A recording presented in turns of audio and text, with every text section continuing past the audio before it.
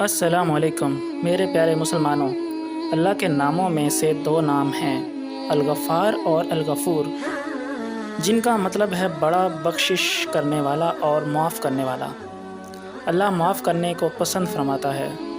اللہ کو سزا دینے کا کوئی شوق نہیں ہے۔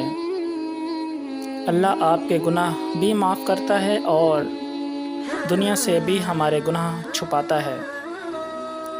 ایسے کتنے سارے گناہ ہیں جو ہم اکیلے میں کرتے ہیں اور ہمیں ایسا نہیں کرنا چاہیے، اور ہمارے ان گناہوں کی کسی کو خبر نہیں ہوتی سوائے اللہ کے۔